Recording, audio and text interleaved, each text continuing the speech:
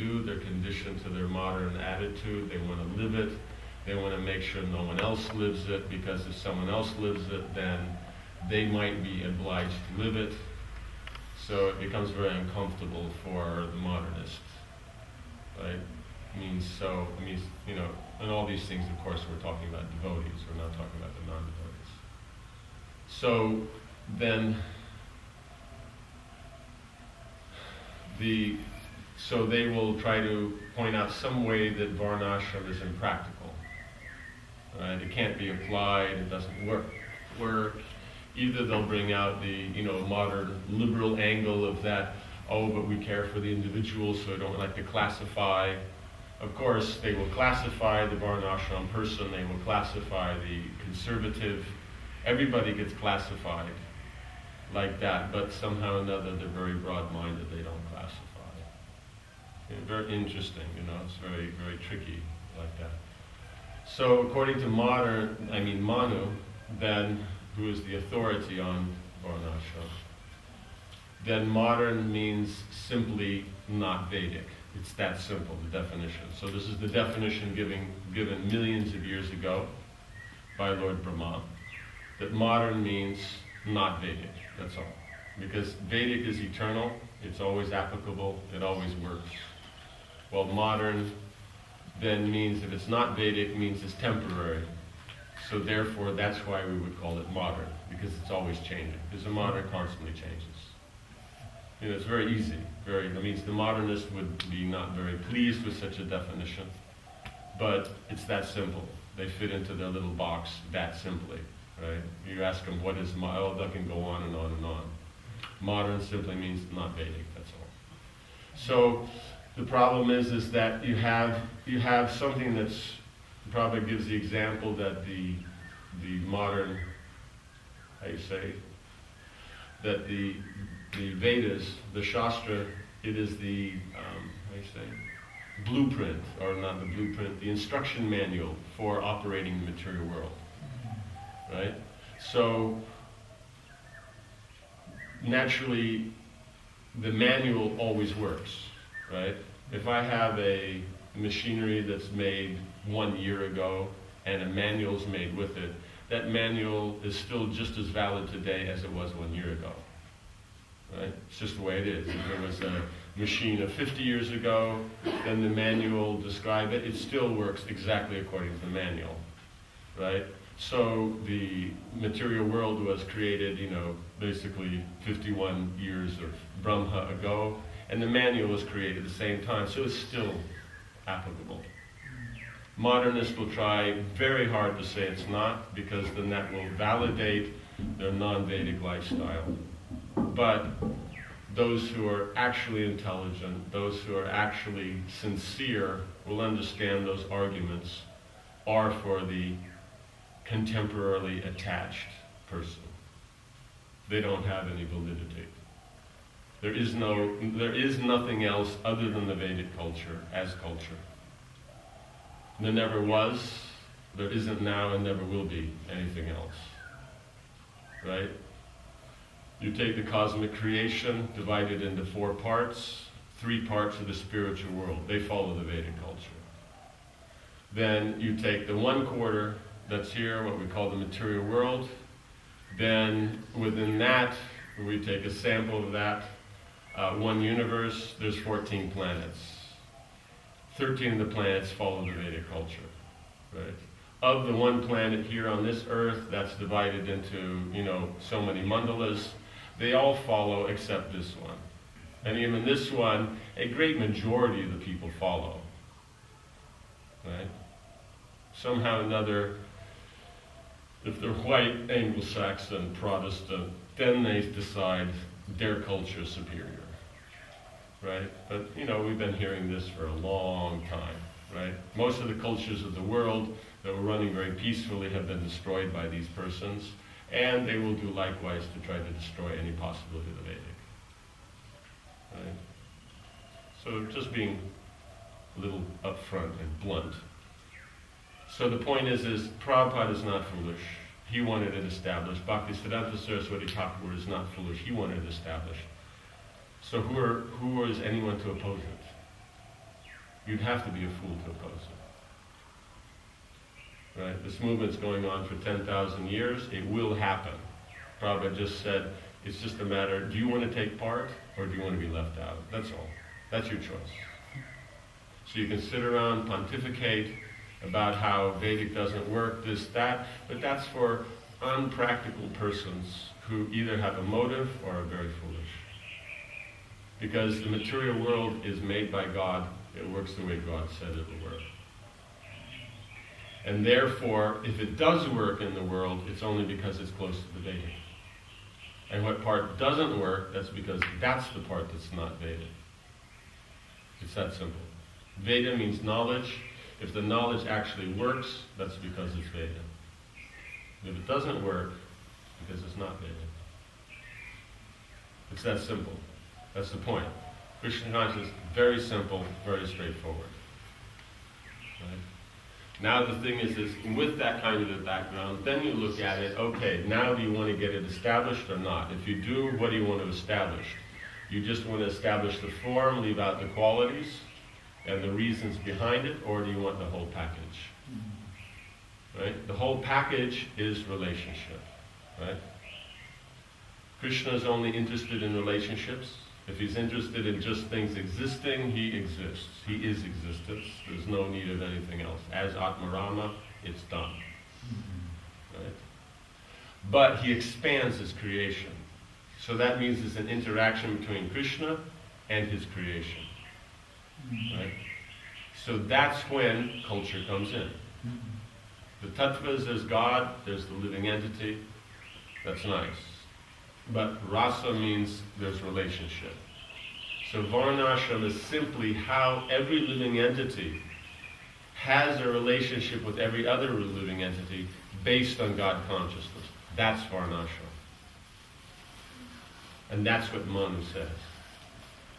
If you look at Manu, in the introduction, according to the rules of the Shastra, the Anubandha Chatushtaya, that the introduction or the invocation has to explain what the book is, what's the knowledge, who it's for, and what you'll get from it.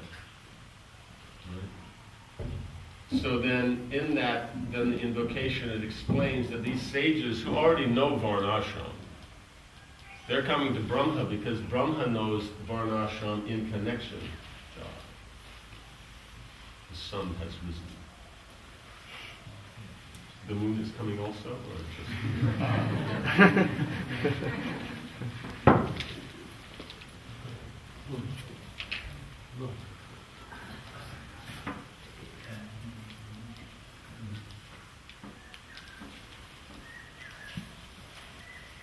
So the, what do you call it?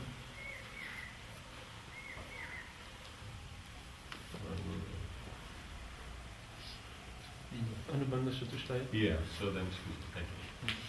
So, therefore, it is said that these sages who already know Varnashram, they're coming to Lord Brahma. Why are they coming to Brahma? Because they want to know how to connect this Varnashram system to Krishna so you can realize Krishna. It's right there in the verses.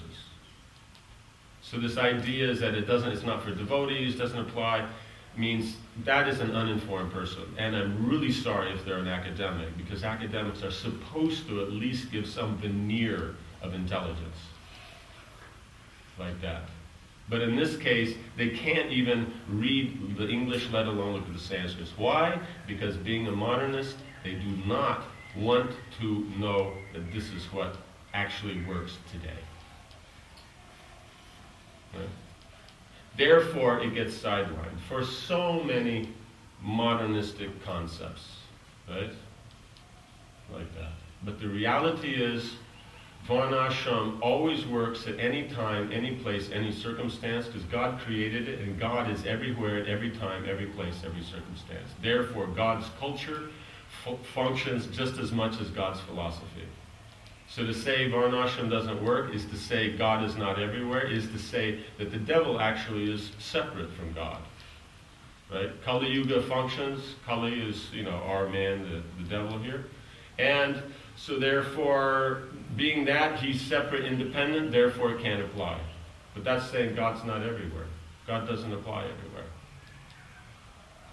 It's atheistic. You have to be an atheist to not accept it. Right? We're talking about the principle. The detail, that's very much has to be discussed. Because to make it practical will require a lot of intelligence, a lot of endeavor, a lot of trial and error. But if you don't accept the principle that it's there and it's important, it means you are an atheist. Because the Shastras say that, Prabhupada says that, our Acharyas say, so who are you to say otherwise? And we don't care what letters you have after your name. You know, Prabhupada said PhD means plow department. Because that's what they actually should be used for, going out and doing something valuable. At least we get a few cabbages out of it. Right? I heard another PhD say it was called piled high and deep. You know, he's talking about the bull dung, right? Like that. You know? So, like that. Means anybody who is in the academy and actually looks at it from an objective point of view knows that it's one of the most subjective institutions there are on the planet. It's not at all objective. They just simply present themselves. They pat each other on the back and a bunch of fools say yes to something that's no. So, you know, it sounds great to them. So, therefore, then, seeing that it's a relationship, then one has to know who you are. So that means self-realization and Varnashram are the same thing. In other words, there's the ultimate self-realization of the soul as servant of God, as Atma is the soul. But you have also Atmas described as the body, the mind, and the intelligence. Right? So we're supposed to engage body, mind, words in Krishna's service. So if we can do that directly through the Bhagavat Marg, great. Sit down, chant Hare Krishna, just preach. That probably came to America, right? 64 rounds, just preach, finished. That went on, you know, for a while, then, you know, drop the rounds down, okay, then you can preach, then everything's going good. They don't follow any particular schedule. All they do is just do Hari Nam, distribute prasad, take prasad, chant, dance, and be happy. That lasted until about 1970. Right? Prabhupada then figured out that without the regulation of the Pancharatrik, the devotees weren't actually progressing as well as they could. They were getting deviated, they were getting distracted. He established the Pancharatrik very strongly then. Right? Then that's going on. Then so many devotees have so many needs that are not directly in line with the Bhagavat or the Pancharatrik, and the only thing to take care of that is deviating. Right? So that's where Varnashram comes. Then he started talking Varnashram. Right? So Varnashram is therefore the method on which all your material needs can be somehow or another dovetailed in line with Krishna consciousness. That's what it's for. And your needs are going to require money, they're going to require engagement of the senses, they better get you out of this material world, otherwise why waste your time? Right? So the form with which you can do that, that's called Varnashram. It's called Dharma. Dharma, religion, Varnashram, they're the same word. Right? So the problem, much of the time in discussing Varnashram, is devotees don't know the synonyms. They don't understand when Prabhupada talks about religion. Right? So now if we talk about it, then Dharma means the inherent nature you cannot change. So if you can't change it, that means even Kali Yuga won't change it. Right? It doesn't change. Sugar is still sweet now. You know, we read in the Shastras before, there was such thing as sweets in the other ages. The taste is the same. So it doesn't change. So the inherent, what is the inherent nature of a Brahmin that doesn't change? What of a Kshatriya, of a Vaishya, of a Shudra, a Brahmachari, Grihastha, Vanaprastha, Sannyas? What is because they have an inherent nature, therefore there's an inherent combination between them. Brahmin, Brahmin, Kshatriya, Brahmin, Vaishya, Brahmin, Shudra. Right? Kshatriya, Vaishya, Shudra. Vaishya, Shudra, Shudra. Right? And the same within the ashrams. Those are inherent. They don't change. It doesn't matter what time it is, who it is. You know, we can be very proud, oh yes, we're unique, we're special, we don't fit into everything. Yes, and you who are pontificating that are going to be the one to work it all out, right? So that means you are who? God? No. Religion comes from God. It doesn't come from anyone else. And Bhaktivinoda Thakur says, that the living entity, the condition, I mean any living entity, but the conditioned living entity can't function without religion. In some form of religion. So if you don't follow what we're given, you will make it up. And that's exactly what we do. Right? Every temple you go to, you have the ritual of the flower, right? After the arti, they come and touch your head, stick it in your nose. Doesn't matter if you're singing, not singing, anything, you know? It will get stuck in your nose, right? The water, most of it will be thrown from the back, right? Why? Because Harikesh didn't like the water being thrown right in his glasses. So therefore he said throw it from behind, because he could tell them 1,000,000 times, throw it properly. Prokshana means very fine water. They take a handful, and because he's 3 feet away from the pujari, throw it right straight in his face. Therefore, then he started the water from the back, right? They catch on like that. You can spend 30 years trying to establish our tradition, won't stick. You make up your own religion, bang, that day it is there. It's amazing. Like that. So that's why tradition is there, because tradition is connected to the spiritual, the transcendental. What's the actual purpose? Right? Relationship. I throw water on the back of your head. What's my relationship with you? Nothing. I have a relationship with this water and the ritual to get it on your head. Right? But if Pujari stands there and very nicely throws it on anybody or comes out and throws it, you have a relationship. You understand? This is why